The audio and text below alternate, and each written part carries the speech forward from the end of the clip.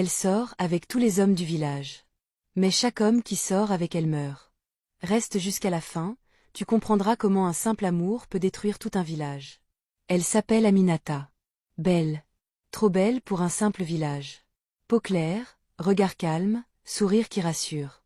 Quand elle marche, les hommes se retournent. Quand elle parle, ils écoutent. Aminata ne se cache pas. Elle sort avec les hommes librement. Jeunes, vieux, mariés, célibataires. Elle ne promet jamais le mariage. Elle dit toujours la même chose, on profite du moment.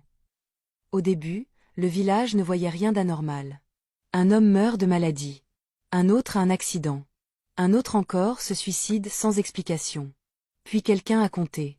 Tous avaient un point commun. Ils avaient tous été avec Aminata. Les femmes ont commencé à murmurer. Les hommes ont commencé à mentir. Certains juraient ne jamais l'avoir touchée, mais leur message était encore dans son téléphone. À chaque enterrement, Aminata est là. Calme et très silencieuse. Pas de larmes. Juste un regard vide. On l'a surnommée la veuve. Mais personne ne peut citer un mariage. Aucun certificat. Aucun rituel. Rien.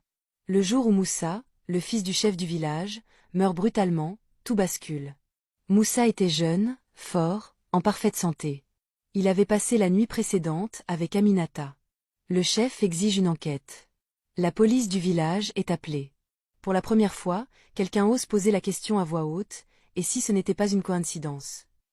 Aminata est convoquée. Elle ne fuit pas. Elle vient seule. Face aux policiers, elle ne nie rien. Oui, elle les a aimés. Oui, elle a partagé leur lit. Mais non, elle ne les a jamais tués. Puis elle lâche une phrase qui glace la salle, ils meurent tous, mais ce n'est pas moi qui décide. Les policiers n'ont aucune preuve. Aucune trace. Aucun poison. Ils la relâchent. Mais cette nuit-là, le policier chargé de l'enquête rêve d'elle pour la première fois. Écrire, partie 2,